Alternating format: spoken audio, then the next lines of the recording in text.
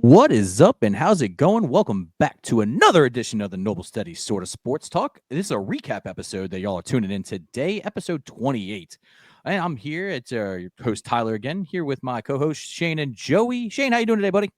Good, sir. How are you doing? I'm good. I'm fired up. I'm ready to talk some football. Joey, how you doing today, buddy?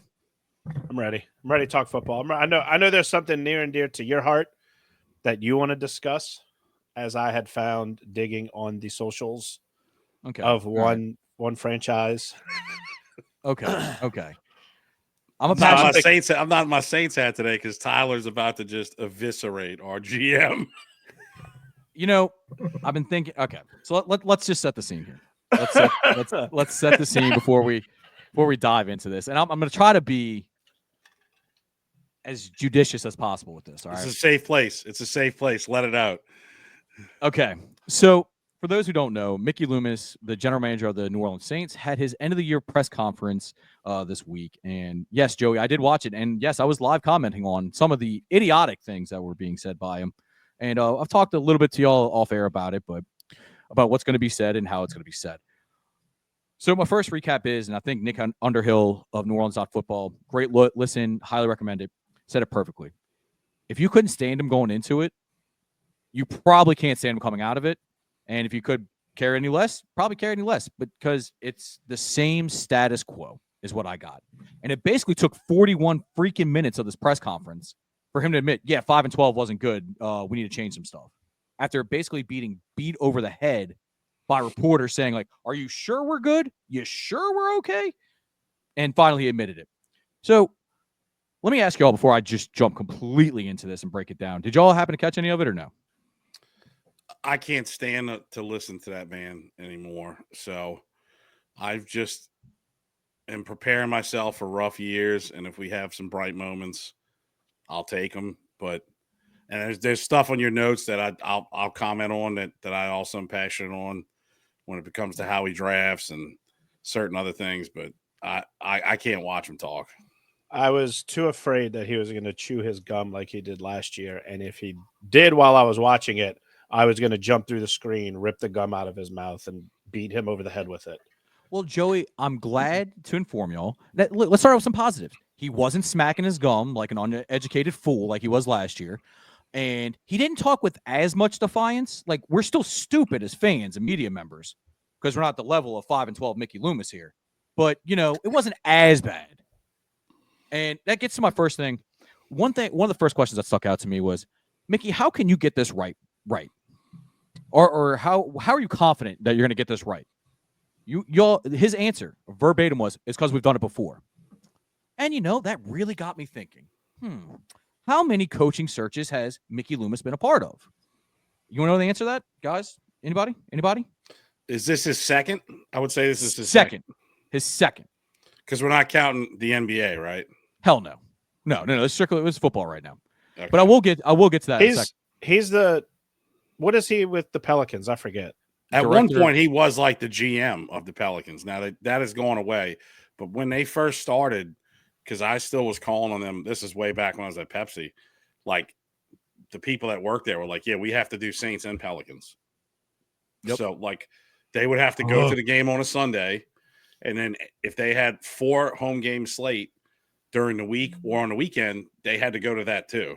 So and they were complaining that they had, and it was like Mickey Loomis was part of the, like, running the Pelicans. Yeah, no. When it first started, before David Griffin got in, I know he was heavily into the Pelicans. I want to say it's director of basketball operations, but I could be completely wrong on that one. That's what I thought it was. I know he wasn't the GM because that was when Dell Demps, I think, was still around. Oh, that's right. Yeah. Which I don't want to bring up that kind of old stuff, but look, I'm already pissed off about one GM. Can we let's get back to football. I'm sorry. Sorry. Yeah. So it's a second coaching search. The last one we can all admit was an abject, complete freaking disaster. You hired a lame duck coach who didn't have a winning record with the Raiders. So you thought, he's got to improve here, right? No, he didn't. He bottomed out. He effed our cap by choosing eyeliner wearing Andy Dalton. And now we're completely screwed with that one. And you can't tell me that wasn't a direct result of Dennis Allen. So we'll go with that one. And then his first coaching search knocked it out of the park. It's really easy when you get a Hall of Fame head coach and a Hall of Fame quarterback back-to-back in one season. So I'm going to go by what have you done for me lately? And the last time he did it was an abject disaster. So zero faith there. Get this one right. And you know what? It could be Mike McCarthy. I have a sneaky suspicion it's going to be Mike McCarthy's going to be your next head coach. But one thing that stuck out to me that's kind of related to this coaching searches is that we have Dave Ziegler and Randy Mueller. If those names sound familiar, Randy Mueller was actually the old GM. So, Shane, how would you like for your old boss that you took his position and basically you've been messing up so bad he has to come back in and help be a consultant for you? I would say that that's a Gale call, and Gale basically said, I'm going to bring some other opinions in, and I want them to look at everything with you, and I want 3 separate opinions. It's the same. It would just be like the 3 of us interviewed people, right? We're all going to have a different opinion. 100%. We would go back to that person, and they would listen to all 3 of us. Not a bad idea when, say, I was the person who just hired somebody last time, and it didn't go well. Not saying that you need to look at other people's opinions instead of just, like you said, blindly trusting somebody who just refuses to admit his own mistakes. Yes. And so they're bringing in Randy Mueller and Dave Ziegler.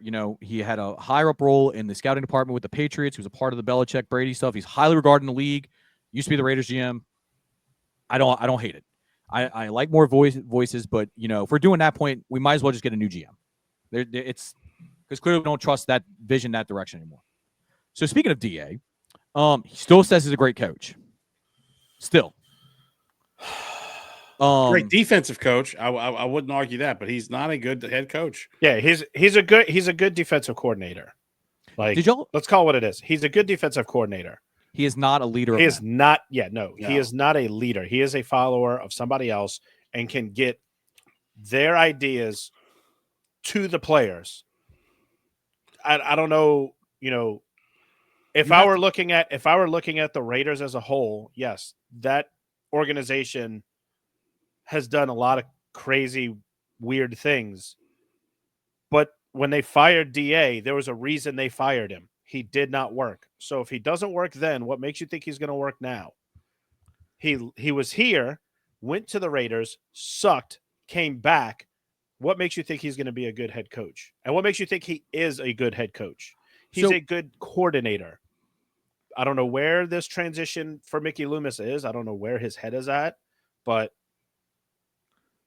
somebody's got to shake him and be like, no, you don't know what you're talking about. Oh, I'll let you know exactly what it was the first time. It's like, oh, we've been good with Sean Payton, and we basically have the same roster. Let's just hire from within and keep it going. That is lazy. It's a lazy way of thinking, is honestly what it was.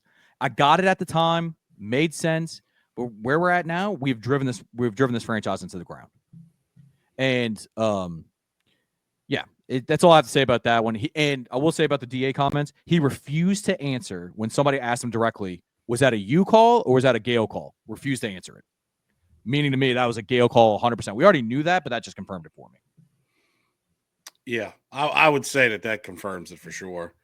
I think the only thing, and I think you might have told me this, Tyler, is that with Carr, at least, if you cut him June 1st, he's only, and I say only, it's like 26 or 28 million this year and like 16 next year.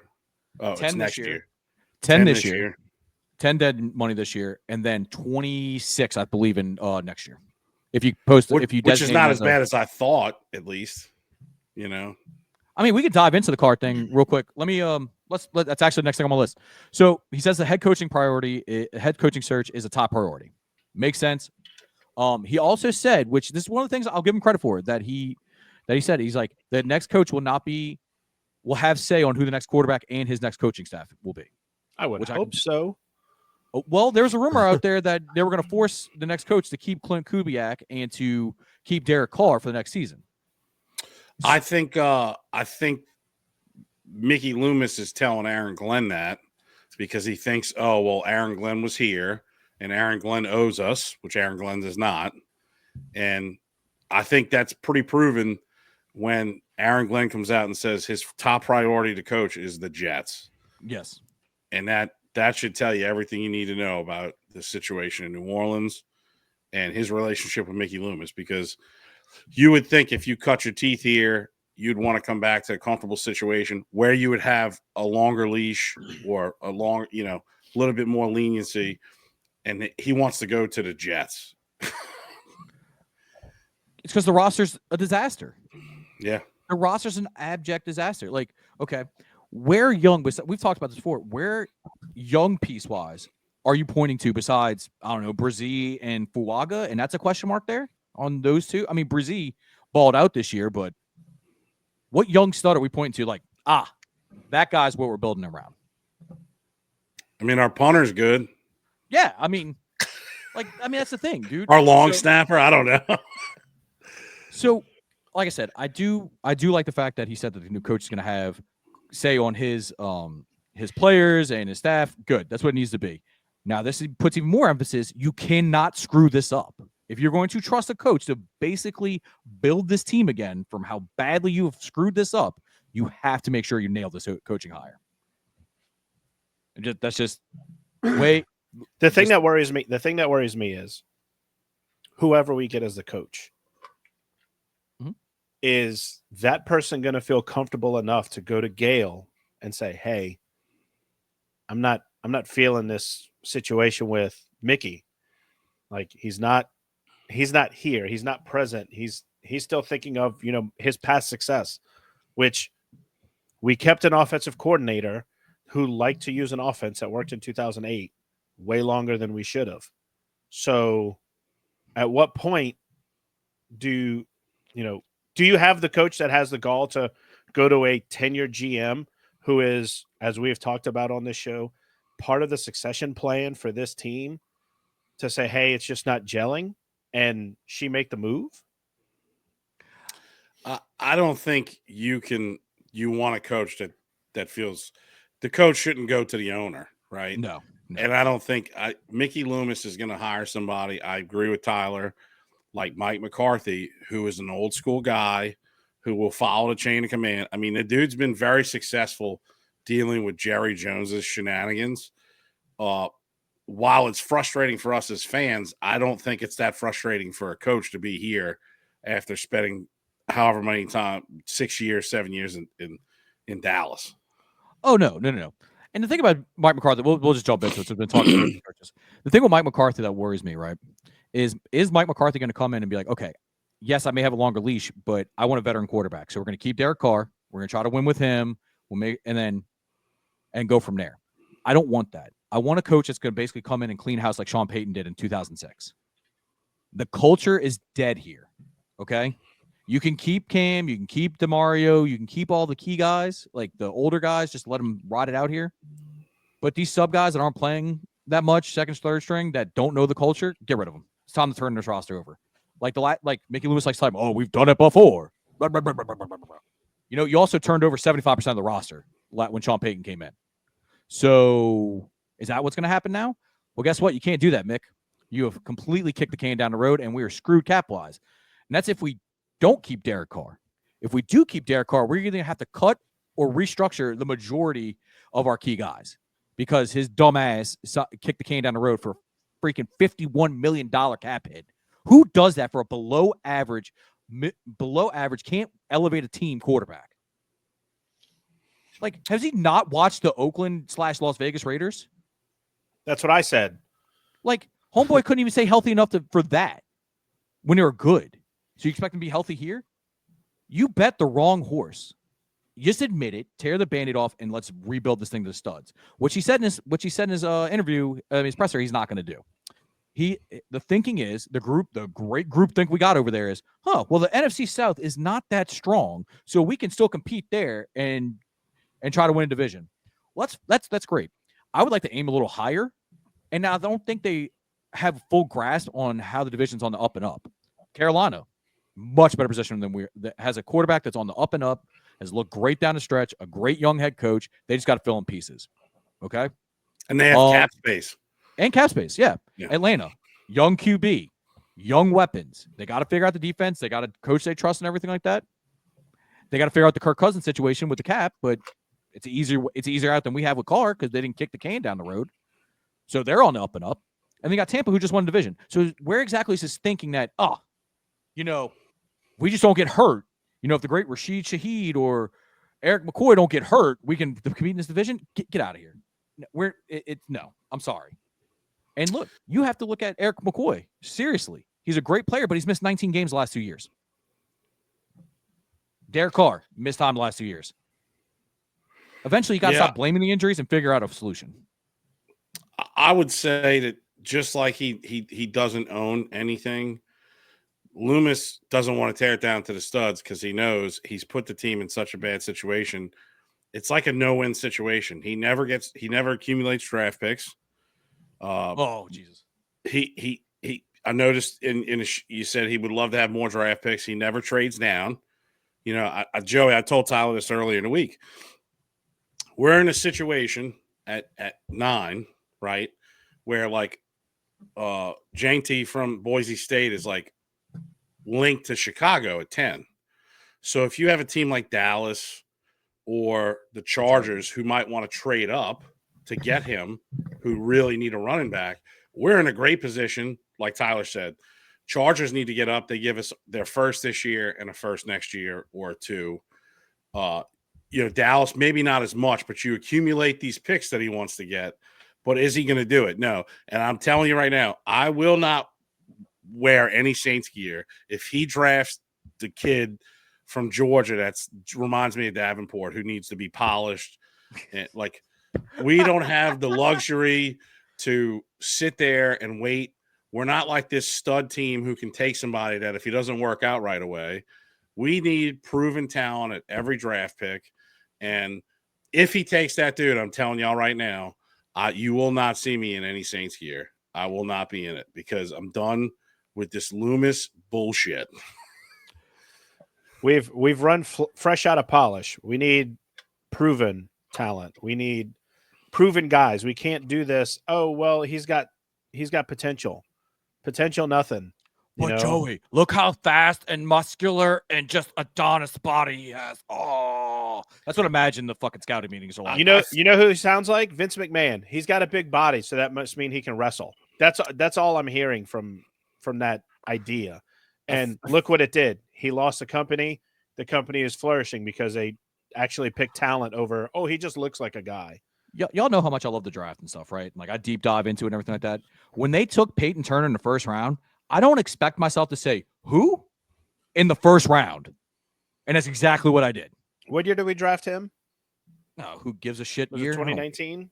We wasted it. Whatever year it was, we just whipped our fucking... I want to say it was 2021 because I know for a fact the 2020 year was Cesar Ruiz, and I speared Matt Villio into the concrete in front of my mother's house because we were watching safely because of COVID, and I was furious that they drafted this kid. Yeah, which he's been a giant bust recently too. You got to figure out his contract. I mean, and we'll get back to drafting. The comment was made. He likes our drafting. He thinks he doesn't see a flaw in our drafting. But I mean, that's cute, and it also shows how oblivious you really freaking are. No, hold on. Let me just spit this out. And I know I've gone very long-winded this segment, but we gave the foreshadow on this. We gave Tyler the vent hat today. So you have Zach Bond and Trey Henderson, who should be all pros, and Ellis isn't too far behind them. So please explain to me exactly how good your drafting has actually freaking been. You haven't been good at drafting since 2017. Not a single freaking Pro Bowler except for Eric McCoy, who can't stay on the freaking field, like I said earlier. So please tell me where you're good at drafting. The Zach Bond thing irks my nerve. He just like Anzalone, they did nothing when they were here, and then all of a sudden they're all over the field. Anzalone's playing like they're acting like he's walking on water because he broke his hand, had surgery, came out, made 8 tackles. Like these guys leave here and just thrive. It drives me crazy. So what that tells me is, okay, maybe the drafting's fine, but we have no development, like Joey said. But either way, something's broken here, and it needs to be fixed. Like you can just point back at all the crap signings, all the crap draft picks. It has been a continuous road of failure that is yet to be addressed and has been covered up by a Hall of Fame QB. Covered up by a Hall of Fame QB. I mean, if you think about it, we get nostalgia and kind of glaze over the fact that we only got one Super Bowl out of Drew Brees, one Super Bowl appearance out of Drew Brees, and the fact that there was like a 5-year stretch where we didn't make the playoffs because we couldn't figure out how to play defense is sad. Is honestly completely sad when you think back and look at it. And I'm over it. I think he either needs to be repositioned or we need to figure out a new GM. Nothing he said has inspired confidence. And I feel, like I said, I feel worse coming out of it than I did going into it. I mean, he reminds me, the old saying, the definition of insanity is doing the same thing and expecting different results. Yeah. I don't know why he thinks his way's working. Just like you said, we had a Hall of Fame quarterback, in my opinion, one of the top 3 quarterbacks, maybe 2 quarterbacks of all time. I mean, you look at these quarterbacks now have an extra game. None of them are touching 5,000 yards. Drew Brees threw 5,000 yards 5 times with ease. Yes. The fact that we didn't have more opportunities to exploit the greatest player we've had and use that where they did have a good roster. But I mean, we've been saying this for a long time. You need refresh. A prime example is, and he's nowhere near as good as this man, but the Pittsburgh Steelers could probably use a refresh. Tomlin's been there for a while. He's a great coach. You could probably give him a new setting, but they're stuck in like Groundhog Day. They're good enough to get to the playoffs. They don't win. They're never going to be in a position to draft a good quarterback. They thought they had somebody, Kenny Pickett. He pouted. They kicked him out of town or kicked him across town. So, like, sometimes you need to refresh stuff, right? Like, there's nothing wrong with, changing things up. Let him take a back seat. For some reason, he's around town buying up a bunch of property. Like, he's 68 years old. He looks like he's trying to do more business than he's ever done. Maybe his mind isn't into it. Like, maybe. Speaking of 68, somebody asked him, it's like, hey, have you considered retirement? And he's like, no, I haven't considered it at all. I'm still sharp. I still have my faculties, blah, blah, blah, blah. He goes, y'all only ask me that because I'm 68. No. We're asking that because you have sucked at your job for a good bit now. And we're like, hey, Mickey, we don't want to fire you. Can you just step down, please? I mean, dude, they're not doing these guys any service. Like, if you looked at College Game Day, it is painful to watch Lee Corso try to work through that. And I'm not saying he's on that level, but at some point in time, like, there's certain things that my mother, who's 78, can't do. She's very sharp. She reads, but I couldn't let her out there and talk to certain people in the world because she just is a wild card. Like, at some point in time, that's why you're supposed to retire. The retirement age is 65. Let some fresh young blood come in there, and give it a shot. Yeah. Somebody maybe 41, red beard, got some time on his hands. I mean, look, I hear he has a friend that has glasses and, he's on a podcast with him. I would love to be the OC. Yeah.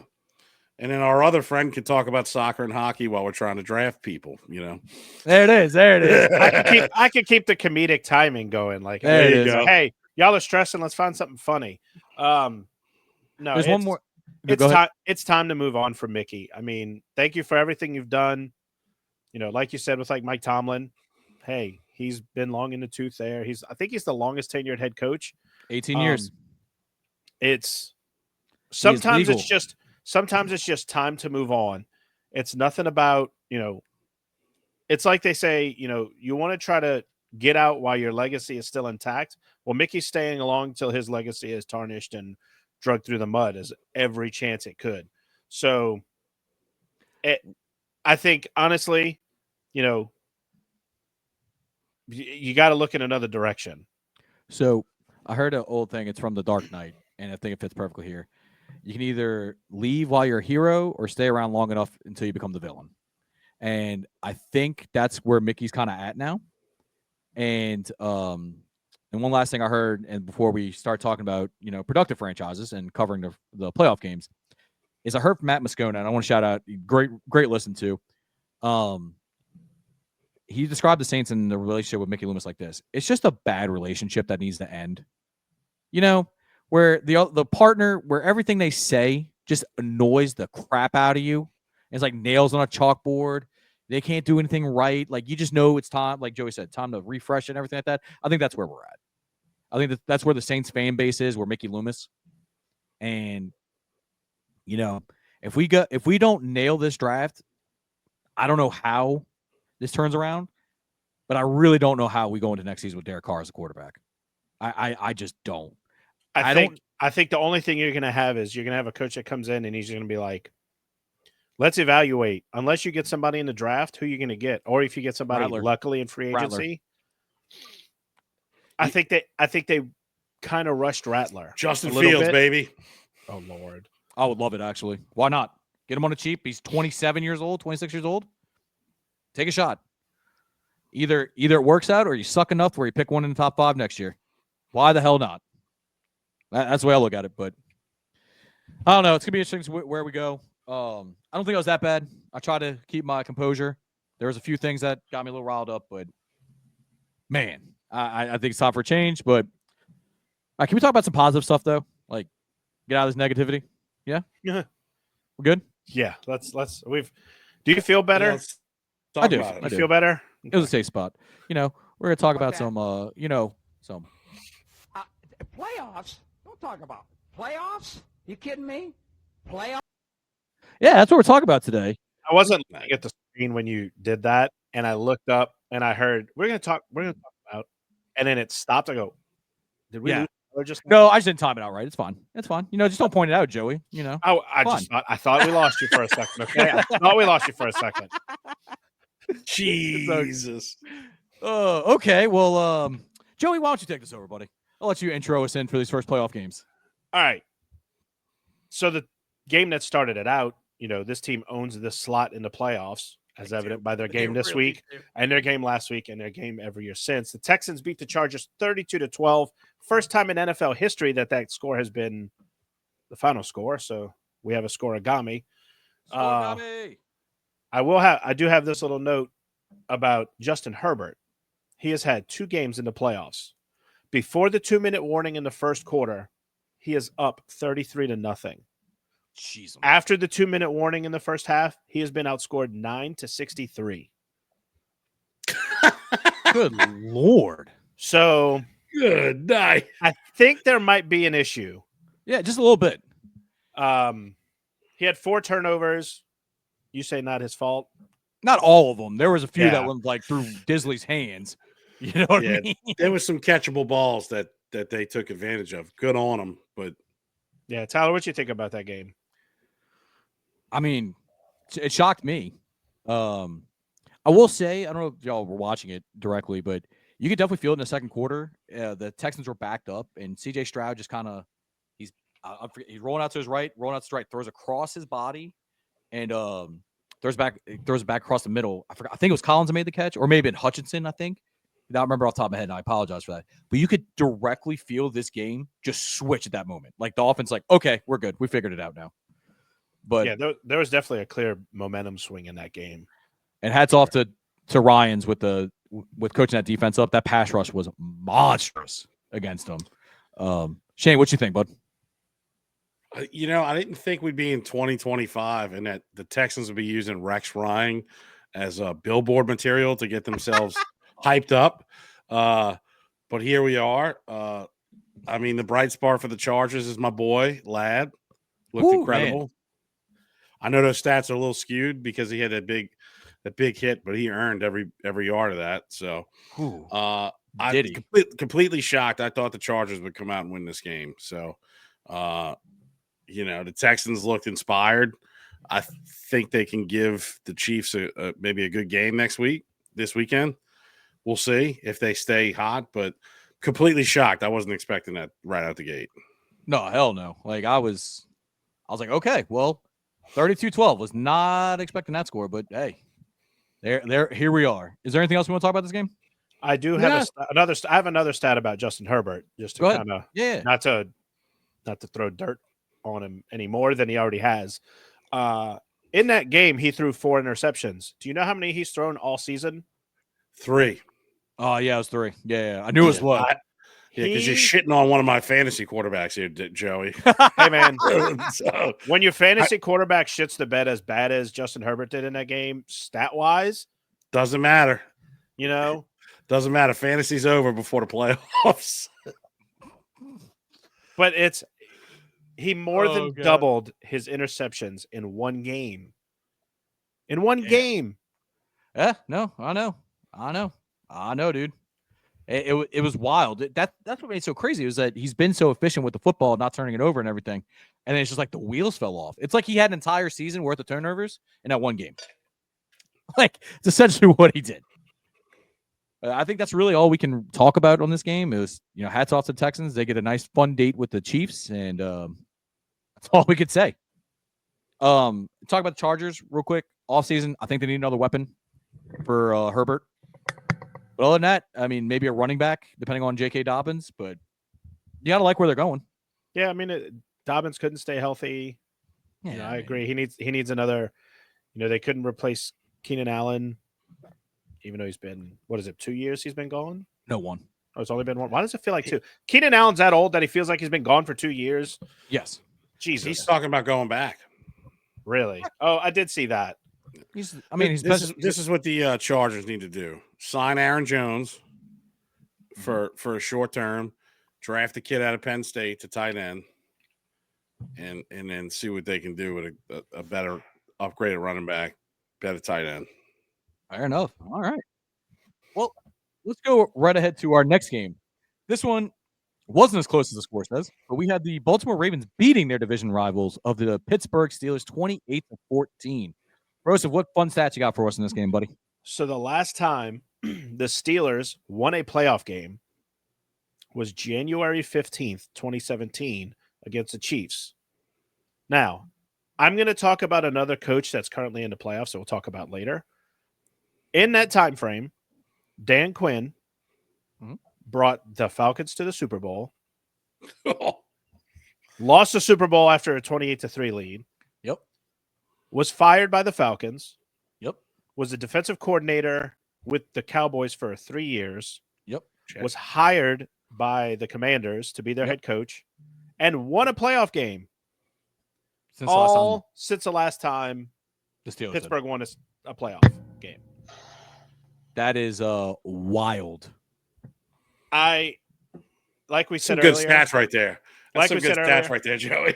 I've been doing some digging, but Joey, I'm going to add honestly, one to it. What's that? That's before Patrick Mahomes was drafted. Was that before? Oh, that's right. Alex Smith was a quarterback back then. That was man. They drafted him later on that year. That's how long, and it feels like Mahomes has been around for forever. So that really kind of puts a pin on that one. Sorry, Steelers fans. Yep. But it's like we said earlier. I think Mike Tomlin. He's done well. He's the only other head coach. How many head coaches has Pittsburgh had? 3? Like Chuck 3 Noll. in the past 70-something years. Or yeah. Chuck Noll, Bill Cowher, and then Mike Tomlin. So, I know he enjoys coaching. It might be time to go find another place to coach. Get yourself somewhere new. Get you a fresh start. Find you somewhere that you feel like you can win a Super Bowl again and compete. I feel like if they just get a quarterback, they're fine. I know it's easier said than done, clearly, but I think they could use another receiver, a more consistent receiver. Maybe would be fair. Maybe not a head case either. Yeah. Speaking of the Ravens, I do want to bring this up real quick. The fact that these guys are out here playing 4D chess while we're just playing checkers, and while giving Deontay Johnson the middle finger, is hilarious to me. The simple fact they claimed his rights after they cut him and after the Texans cut him for just acting a fool. He can't play for another playoff squad the entire time. So basically they hold his rights till after the Super Bowl. He's going to be a free agent after that. And if somebody signs him, they get a compensatory pick back. That is hilarious to me. absolutely hilarious to me. That's what we call an anti-Mickey Loomis move, or also known as a solid GM move there. I mean, look, you can't argue with the results. I mean, so you're telling me that, like, somebody signs it's like a 1-year deal, they probably get like a fourth or fifth round draft, probably a fifth round draft pick if I had to guess. But still, it's still a solid pick for a guy that you didn't think was going to be much. I don't know who signs that dude. Look, I don't know. I really don't know. But it's still absolutely hilarious when I read that report from Adam Schefter. But look, just kind of close this game up, dude. Derrick Henry, and Lamar Jackson ran all over the Steelers, completely just pounded them into submission. And dude, Derrick Henry, I swear, just looks like a locomotive, right? Like you could see like him like, and as soon as he gets that head of steam, Lord help anybody trying to tackle him. And the fact that he baptized Minkah Fitzpatrick was hilarious. I'll tell you what, him and Saquon have, I think, done enough to reset the running back market. You know, they were talking about, hey, King Henry's going off into the pasture. Saquon's a shell of his former self. They get to these new teams, and it's like, oh, my God, these two guys are putting some numbers up. Ooh, Joey, I'm going to be honest with you. I feel like, look, you can't argue with the results. Mm-hmm. Personally, I feel like those are more the outliers than the rules, if that makes sense. Well, if anything, they're trying to do everything they can to reset the running back. Oh, yeah, of course. To basically sit there and go, hey, our lifespan is more than 6-7 years. Yeah. We could do this well into our careers. But, Saquon, 101 yards. 101 yards away from the record. You like seeing it for sure. You like seeing it. You like seeing the dominance from these guys for a long term. That way, it's not like, oh, he was there for a couple years and then he just kind of poofed. No, yeah. And look, they're definitely making a good a good run at changing perspective for sure. Shane, is there anything else you want to add to this game, or? No, you know what? I felt like Lamar was going to come out and look good. They look good. I'm ready for the Bills and Ravens game Sunday night. I think it's going to be.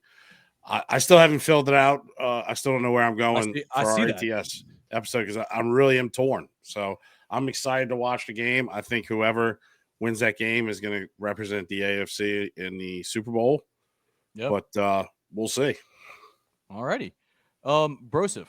The next game we're going to be talking about, and I'm going to make sure you're getting your stats ready, is we get the Buffalo Bills beating the Denver Broncos 31-7. And kind of a dog stomping after the first little drive that the Broncos had. But, hats off to the Bills. They handled business. Man, they just controlled the ball, really just ran up and down the field on them. Poor Denver couldn't really stop them in that aspect. Josh Allen, of course, put the Superman cape on. And I will say when the start of this game happened, though, I was like, ooh, the Broncos have a chance here? Really kind of trying to test the ball deep. They hit a long touchdown pass to Troy Franklin, but just wasn't meant to be. It was all downhill after that. Shane, what you got about this? Think about this, buddy. Bo Nix is available for trade. Bo Nix is available for trade. He is. In our fantasy league, he definitely is. The Broncos took a shot and then they just completely dominated the game, like you said. Their time of possession, it's not fun to watch in theory. These games, either one-sided or just tough to watch, but the Bills looked incredible. It's going to be an interesting Sunday night. 100%. Rosa, if you got any stats for us, big dog? This game was so lopsided, I couldn't find a good stat for you. The only good stat I could find was that going into the game, Sean Payton was 30-12 against bald head coaches. Make that 30-13, sir. He is 30-13 now. So, I did find it kind of interesting that the referee for that game was Bill Vinovich. Oh, God. Surprised Sean Payton didn't go run and headbutt him. But here's a stat for you. I got a stat for you. All right. Sean Payton, going into this playoff game, he's 43-0, being a douche the entire game while he's coaching. So only 43? He's 43-0. He is constantly a giant a-hole. it's hard to keep that going the entire game. So that's what Shane's referring to. When he's able to keep it the entire game, he's 43 now. That's true. But I think that's all we really need to say about this. We're going to talk at length about the Baltimore Bills game in our ATS episodes. So definitely tune into that. We'll break down more of the divisional matchups. This is just more recapping the other ones ahead. I want to propose something to y'all. There's two games that really weren't that great. And that would be the Eagles and the Packers and the Rams and Vikings. I would like to talk about the Eagles. Oh, you want to talk about the Eagles? Okay, cool. Let's talk about the Eagles. All right. So the Eagles. I would just like to say one thing about the Eagles. And we've talked about this. So go ahead. So the score once again is 22-10. Yep. Joey, I know me and Tyler have gone back and forth on this. I don't disagree with Tyler that the level of talent on that team, the GM is incredible about acquiring talent and building talent. Mm-hmm. My problem with I think is the coaching for the Eagles. It's not the team, because that team should have scored 50 points on the Packers on Sunday or Saturday. They 3 turnovers in the first quarter or the first half. They only scored 10 points, 10-0. I mean, in theory, we all know it wasn't going to happen. The Packers were technically still in that game and halfway into the fourth quarter. So it's like, you got A.J. Brown reading a book on the side. Like, to me, that just – he boosted that to the #1 selling book on Amazon, by the way. He did. Good for them. I don't know if Amazon sales helps the scorecard, but maybe they're sandbagging. I don't know. But with the amount of talent on their team, the fact that in the regular season they handily beat the Giants and the Rams, they really only handled 4 quarters of football with those two teams. And it's like they've like, I don't know what they're doing, but the amount of talent, they should be the best team in the NFC. And it's like they're just kind of lingering around. Is how I feel. And look, that's valid. I agree with you. They're way better than the score was indicated. I do want to throw one thing out, and we've talked about this off air. If you think about it, Jalen Hurts was out 2 games prior to their last game, right? Prior to the playoffs. So they sat in that last game. So he essentially was off for 3 weeks and really didn't get to back to practice until this past week.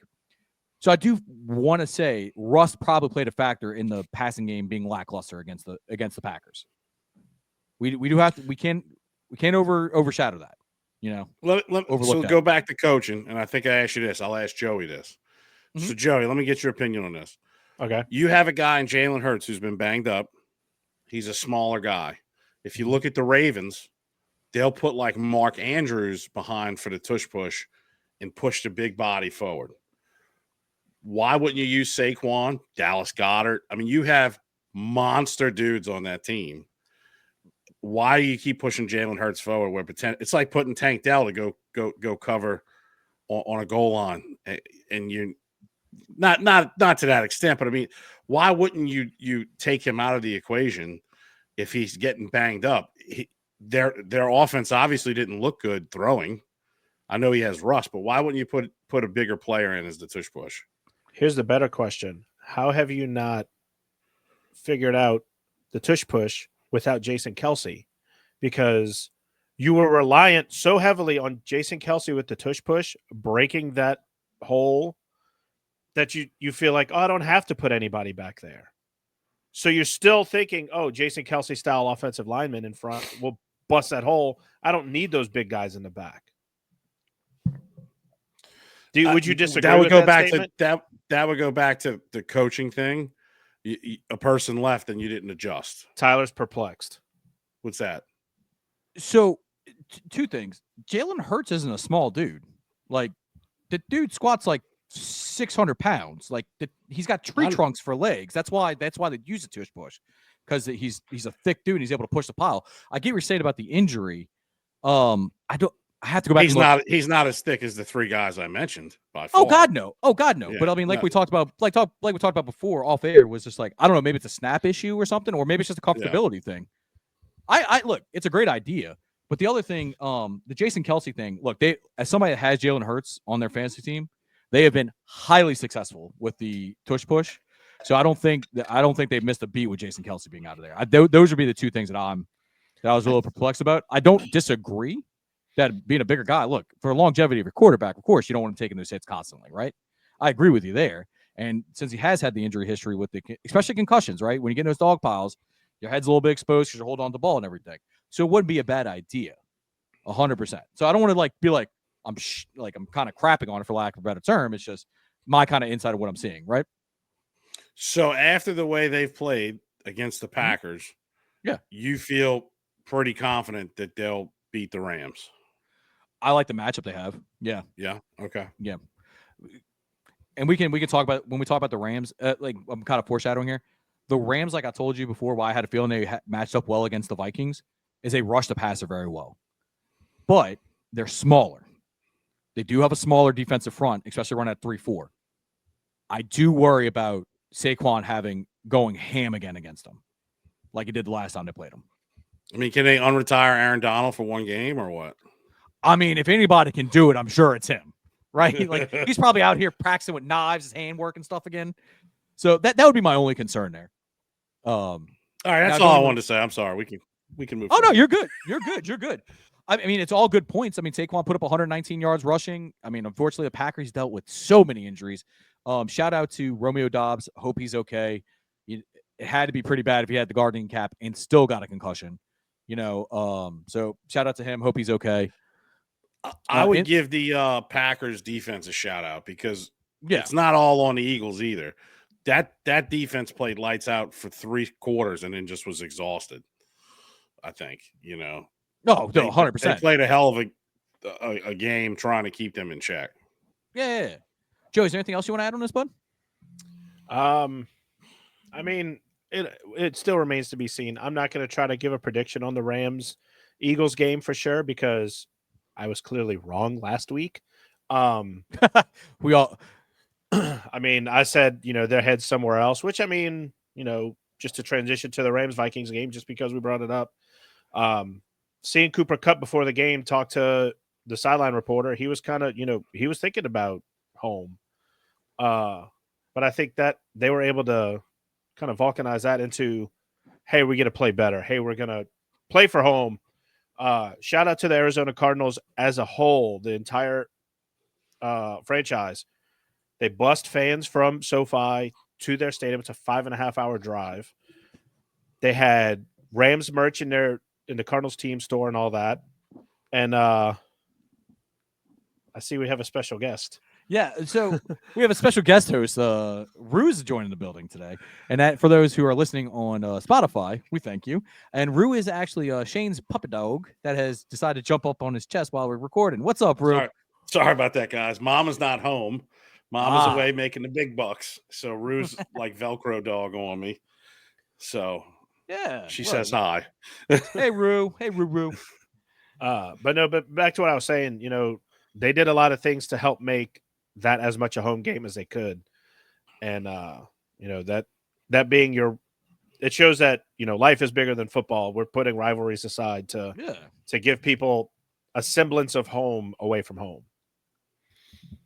Yeah, exactly. And Joe, I was just about to say, as you were saying, I'm glad you did. Like when we're talking about it during the ATS episode, when you said like, oh man, their head's going to be elsewhere. I was thinking kind of like the Saints were when we came back that Katrina year, right? It's like, oh man, all this emotion's going to be right behind us. It's just, we're going to use that as fuel. That's where my head was kind of at. But to be honest with you, I did not see this. I did not see 27-9. That is one thing I did not see. I mean, Shane, I talked to you the morning before the game. I said, hey, I think the Rams are going to win. I think it's going to be close, but I don't trust Sam Darnold. And Sam Darnold after that showing I saw, and the Rams have a pretty good pass rush. And boy, God, was I right. Just to tell you about Sam Darnold's playoff debut, 15 incompletions, 2 turnovers, and was sacked 9 times. Yep. I was seeing a very Jets-like Sam Darnold in that game. So what I'll say is, one, I know you two guys are big wrestling fans like me.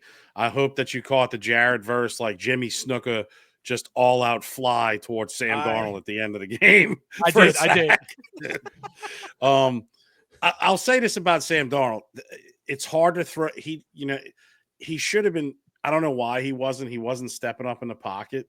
He obviously looked better this year. I'm not saying he's the what's sad is in the world we live in, where the running backs who look incredible like Saquon and Derrick Henry have to fight for their money. That dude's still going to probably get $35-40 million in the offseason a year. Someone's going to sign him because he did look great in the regular season. I mean, he might have been a fraud. You don't know. It's 1 year, but someone is going to take the chance on him. Oh, 100%. Someone's going to get their Derek Carr. Oh, I don't know about that. I don't put that evil on anybody. I don't want to put that on him either, but he needs to go to a team that can play defense, has a good offensive line, a good run game, I think. And all the things you don't want to pay a franchise quarterback that needs all that stuff. Correct. I mean? Yeah, correct. So, but the Rams, I just think, set the tone with their defense. They play good offense. It's going to be an interesting game against the Eagles for sure. That's another one. I'm a little torn on. Gets tough in the playoffs, doesn't it, guys? Oh yeah. So two things on that. Yeah, go ahead. First, the Rams. Matthew Stafford threw his 13th passing touchdown as a Ram in the playoffs. It took him 6 games to do it. The only person ahead of him, Kurt Warner, in 7 games threw 15 touchdowns. Which for the Rams, that's a big deal. Yeah. Also, with the Eagles playing the Rams next, the last time Saquon faced the Rams, 30 touches, 302 yards, and 2 touchdowns. And now he gets home field advantage. That's what I'm saying. Look, I don't want to throw all my stats out there because we are having an ATS episode, but that's my thinking. Look, I'm sure it's not going to be 300 yards, but it's hard to argue with what happened last time. So, and was it week 13 you said? It was later in the year. It was later in the year. It's basically my point. Yeah. Yeah. So it wasn't week 1 like the Eagles and the Packers kind of thing. So anything else you want to talk about this game? It sounds like we got more to talk about in the next video on ATS about the Rams. So we'll save it there. Joey, anything? I got nothing left on this game. Shane O'Mac. Good to go.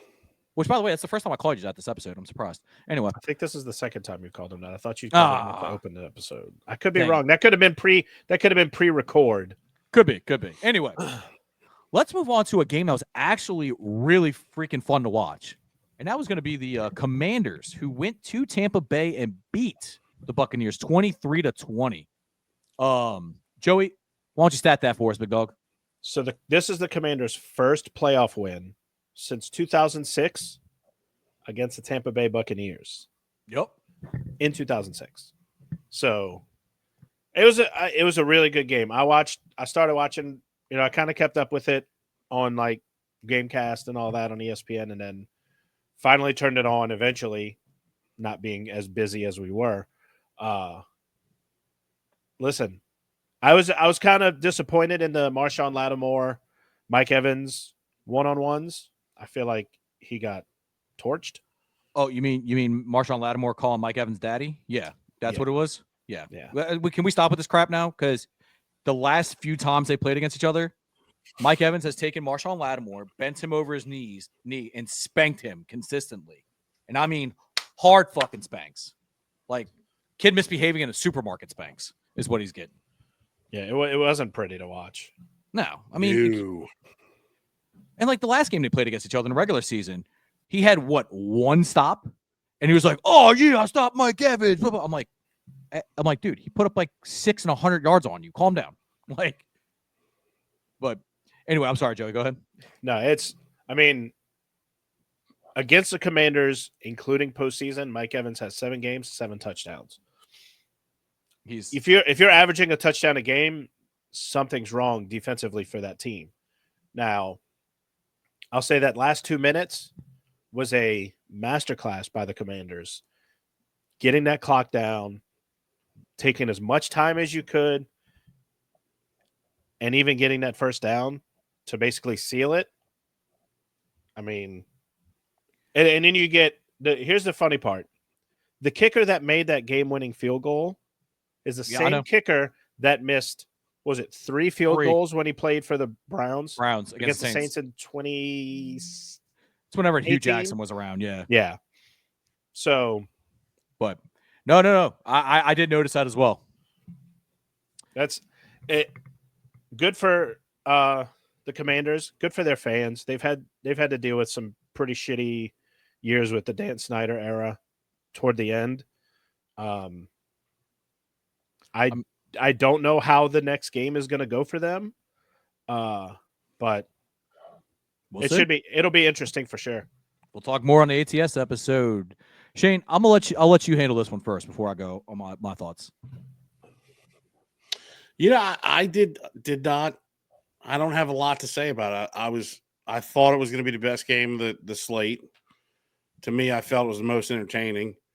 Although the Rams was close to me just with their sheer dominance and wrestling moves. Love to see Jaden win. I didn't have a problem with the either way with those guys, either team winning, but I'm happy to see Jaden keep advancing and showing everyone why he's the best quarterback from this class. Yes, 100%. I was just about to say that. I was just about to say, can we stop with the Bo Nix as the rookie of the year? Can we stop with that now? Like it's the nail is done. And Joey, you said I'm just going to correct one thing you said, or put a spin on what you said. You said that the Commanders did a masterclass. Jaden Daniels did a masterclass. Yes, like the way he manipulated the clock and just controlled the game, and on a third down, diving forward, realizing, I have pretty much stretching it out and be like, I have to get this first down, and doing it. There's a clutch gene that, or I guess you can call it the it factor. You know how we always talk about the Chiefs? Oh man, the Chiefs just pull it out somehow. I don't know, man. I'm not saying they're going to pull the upset. I definitely think it's going to be a lot closer than Vegas has it. Not to give too much away, but Jaden Daniels, watch out. I think we're only going to – this is only the beginning. I'm not betting against him. No, it's only the beginning right now, and I am very interested to see where this roller coaster goes. And I don't know, man. Could it possibly end in New Orleans?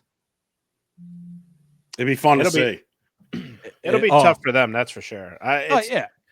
Going to Detroit is going to be difficult. That's all I'm going to say for right now. Oh yeah. Oh, Joey, 100%. That's why I said I'm not saying it's going to happen. It's just hard to bet against them. But any given Sunday. Dang right, man. Well, that being said, is there anything else y'all want to talk about on this episode of the Noble Study recap? Just a little shout out, R.I.P. Bob Uecker, one of the greats, passed, 90 years old, from the greatest baseball movie of all time, in my opinion, Major League. So we'll shout out to him. I mean, 90's a good run, but it's a heck of a run. But yeah, sorry to see him go. I hope at this funeral they play a clip of him being like just a bit outside. Ball 4, ball 8, ball 12. Can't believe they're laying pitches off this close, Monty.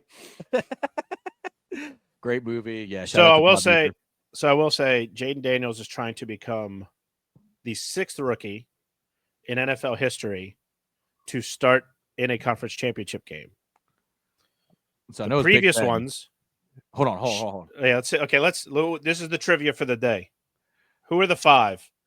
Shane, I'll go 1. You go 1. Okay. I'll do Sanchez. Could you repeat what the criteria was? I'm sorry. Rookie quarterbacks to have started in a conference championship game.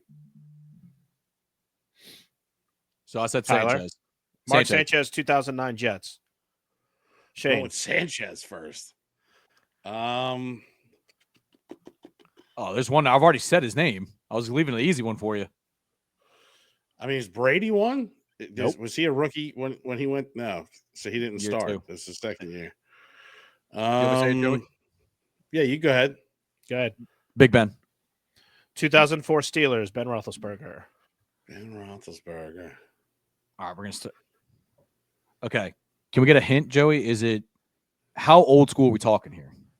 The oldest is 1999. Okay. So newer era, or at least I was watching football at this point. Oh God, who is it? I know it wasn't. Here's your other hint. The one that was in 1999 played for the Tulane Green Wave. Sean King? 1999 Bucks. Oh, okay. Wow. Okay. Wouldn't You have guessed got two that. left. There's 2 more. There's 2 left. 2 more. Okay. Y'all are going to be kicking yourselves at one of these. I know I am. I know I am. In the conference championship. There's one AFC and one NFC. Well, it wasn't Mahomes because Mahomes wasn't a rookie. No, Mahomes sat a whole year. Yeah. Joe Burrow. Yep. No. Second year, Joe Burrow. Second year. Josh Allen. Nope. No. Okay. Lamar? Nope. Yeah, Sam Bradford. No, it wasn't Sam Bradford. Golly, I don't know. Let me know when y'all are stumped. Oh man, this is good. It's gonna drive me nuts too, isn't it? 2016 was Jared Goff and Carson Wentz. And Tannehill. No. I don't know, man. I'm stumped. Yeah. Go ahead. So y'all were missing 2008 Baltimore Ravens quarterback Joe Flacco. And 2022 San Francisco 49ers quarterback, Mr. Irrelevant himself, Brock Purdy. All right, in my defense, he played like 3 snaps, okay? Before he started. Yeah, you're right. Kicking myself on both of those. Damn it. Very nicely done, Joey. That was very nicely done. I was sitting here thinking about it while we were talking about the Commanders game. I'm like, I saw a stat today that he's going to join a short list if he wins this week. So I'm like looking, and I was like, okay, I found it. I love it, man. Last minute addition to the show. We're going to do a little bit of trivia. Here we go. Woo. I love it, man. I love it. Let us know if y'all want us to do that again. Definitely. Drop a like and drop a comment. Let us know. Look, we're always looking for suggestions. We're always looking to improve the show for you all. It's a show for y'all. So just drop a comment. Let us know.